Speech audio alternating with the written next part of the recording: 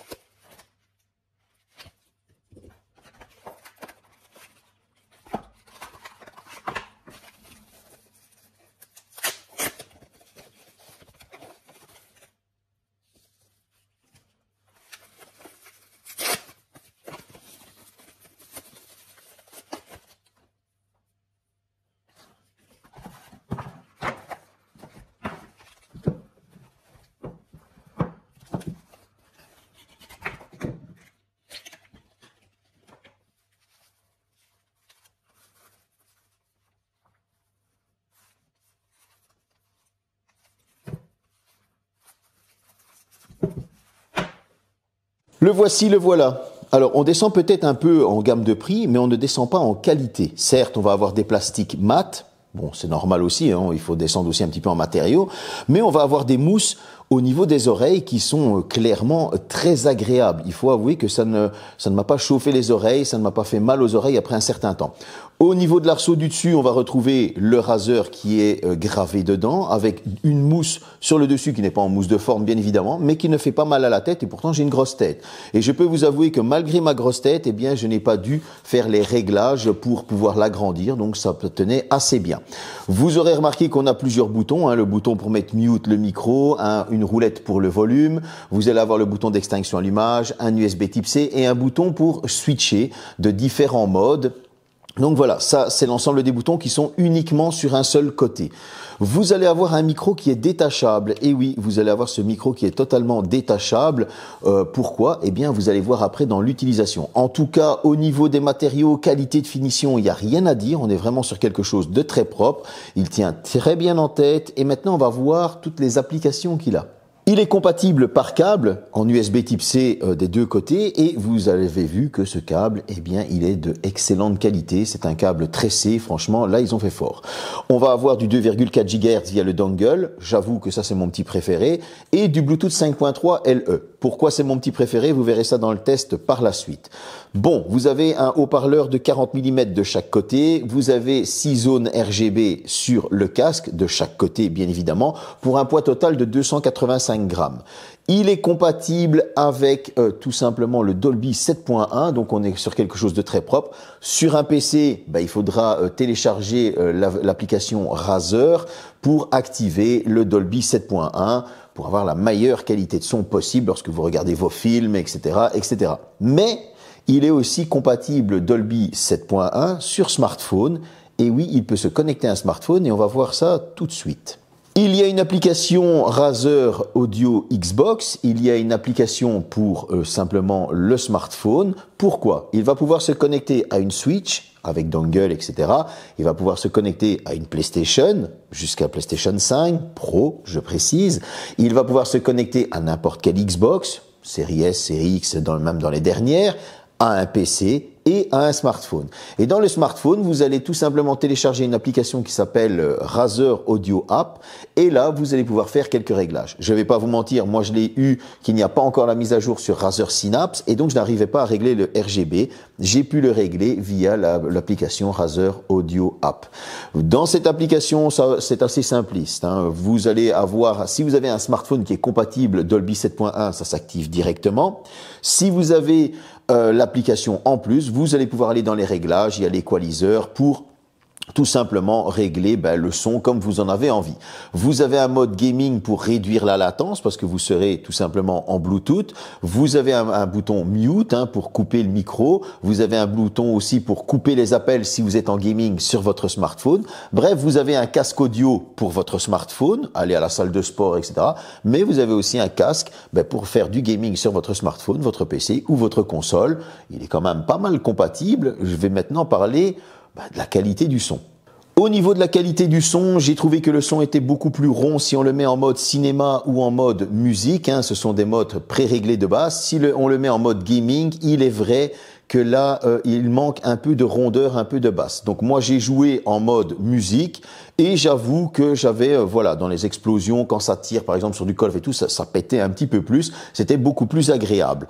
Maintenant, question puissance sonore, je trouve qu'on est vraiment sur ce qu'il faut. Il faut pas plus. Ça coupe assez bien le son extérieurement, donc vous êtes assez bien isolé lorsque vous êtes en train de jouer. Que ce soit sur PC ou en Bluetooth, il n'y avait pas de coupure. J'avais une portée de plus ou moins 10-12 mètres au niveau du Bluetooth. Au niveau du dongle, c'était plus ou moins la même chose. On avait une portée de 10-12 mètres, ce qui reste franchement assez correct. Maintenant, le plus important dans une partie de gaming, vous le savez, c'est comment le micro se comporte. Et moi, ça, c'est quelque chose auquel je porte énormément d'attention parce que j'aime bien avoir une voix claire. C'est quelque chose que j'ai beaucoup galéré dans mes vidéos pour avoir un bon son. On va aller voir la différence entre la version Bluetooth du micro et la version dongle du micro. Alors voilà, nous sommes ici maintenant pour le test du micro du Razer Barracuda X Chroma, donc comme vous pouvez le voir avec les RGB, etc. Ça vous donne une petite idée du son du micro, la qualité du micro avec le dongle. Il faut savoir que la qualité peut varier quand c'est en câblé, quand c'est en dongle et quand c'est en Bluetooth. Ensuite, on va voir qu'est-ce que ça donne en Bluetooth, parce que on va essayer de faire simplement ces deux versions-là. Vous vous doutez bien qu'en USB type C, ce sera tout aussi bon. Maintenant, on va partir sur la version Bluetooth et on va voir qu'est-ce que ça donne. On est parti maintenant pour la version test du Razer Barracuda Chroma X. Donc ici, cette fois-ci, nous sommes en Bluetooth. Comme vous pouvez le voir, il y a une légère petite différence. C'est pour ça que moi, je continue à utiliser les dongles avec mes casques. J'ai toujours cette sensation de pureté qui est plus présente, un son plus cristallin, une présence plus proche au niveau des micros. Voilà, maintenant, ça, c'est à vous de choisir si vous préférez passer en Bluetooth ou si vous préférez passer par le dongle. Vous me direz quoi dans les commentaires, bien évidemment. On retourne à la vidéo. Comme vous avez pu l'entendre, on a un son qui est un peu plus clair au niveau du micro lorsqu'on est avec le dongle et aussi, bien évidemment, je ne l'ai pas fait, mais avec le câble USB type C. Bon, ma préférence, moi je pars sur le dongle. On est sur quelque chose quand même d'assez propre au niveau de clarté du son et au niveau même de la réception audio. Donc moi je reste là-dessus, ça reste mon préféré. C'est d'ailleurs comme ça que j'ai mon casque audio de tous les jours. Celui-ci ce sera pour mon fils, c'est pour ça que je le teste parce que justement il voulait ce casque-là. Donc voilà, ce sera pour mon fils pour sa Saint-Nicolas, je vous le dis. Et maintenant, ce que je peux faire, on va partir sur l'autonomie promise. Et on va parler de l'autonomie maintenant parce que je vais vous donner ensuite mon ressenti en jeu. Bon, au niveau de l'autonomie, ils nous promettent 70 heures. 70 heures, il faut savoir que j'ai quand même pas mal testé ce casque. J'en étais à plus de 40 heures. Ouais, c'est pas bien, je sais, pour le cadeau, mais bon, il fallait bien que je le teste convenablement. Et du coup, on était à 40 heures et il restait plus ou moins 35%. Je ne pense pas qu'on atteint les 70 heures et ces 40 heures étaient avec le RGB coupé.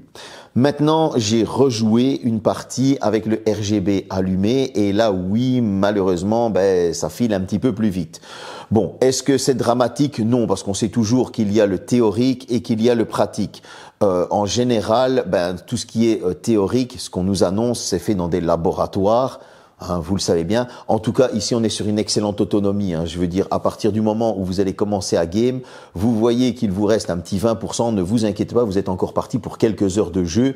Et voilà, vous le refaites charger pendant la nuit pour repartir le lendemain ou la journée quand vous faites votre sieste, j'en sais rien. Mais en tout cas, moi, j'ai remarqué qu'il se chargeait assez vite. Il aura fallu un petit peu moins d'une heure pour le charger complètement. On est sur quelque chose d'assez propre au niveau de l'autonomie. Mais qu'est-ce que ça vaut en jeu ? Eh bien, en jeu, il y a quelque chose qui est important, c'est déjà le confort. Le confort, pour moi, c'est une totale réussite, hein, malgré le fait qu'on n'est pas sur du mousse de forme, etc. Je n'ai pas eu, comme je disais au tout début, de douleur au niveau des oreilles ou de sensation de chaleur ou de douleur au niveau du dessus de la tête. On est sur quelque chose de bon. Il tient très bien. Au niveau du micro, vous l'avez entendu, on a quelque chose d'assez clair. Hein. Moi, je joue avec le dongle, mais ce qui nous intéresse, nous, ben oui, c'est la latence, c'est le temps de réponse entre l'image et le son. Et je peux vous dire que là, ben, j'ai été assez surpris aussi. Pourquoi? Je n'avais pas le gaming mode qui était activé sur PC. Hein. On était avec le dongle, et au moment où je tire une première fois, j'étais sur Fortnite, eh bien, ça tirait instantanément sur le casque. Donc ça veut dire qu'il n'y avait pas de différence. J'ai joué en mode duo avec ma fille, j'ai dit à ma fille, voilà, tu tournes autour de moi, et j'entendais parfaitement les pas quand elle tournait autour de moi, il n'y avait pas non plus de latence. En smartphone, là c'est un petit peu différent, j'ai toujours joué à Fortnite, et encore une fois, il a fallu activer le gaming mode. Pourquoi? Parce que sans le gaming mode, eh bien, j'ai remarqué qu'en fait, il y a un petit, si par exemple, vous tirez à la SCAR, donc la mitraillette, pour les gens qui ne connaissent pas, vous allez tirer, eh bien, il y a un léger décalage qui se rattrape au second tir, donc à la seconde balle qui part. Avec le gaming mode activé, il n'y avait pas ce souci-là, donc je vous conseille vivement de partir sur le gaming mode, et puis n'oubliez pas de couper la réception d'appel, comme ça, vous serez tranquille. J'ai trouvé ce casque à 139 €, ce qui je trouve est un prix quand même très correct quand on voit ce qu'il est capable de faire, c'est-à-dire se connecter à divers appareils et même à un smartphone.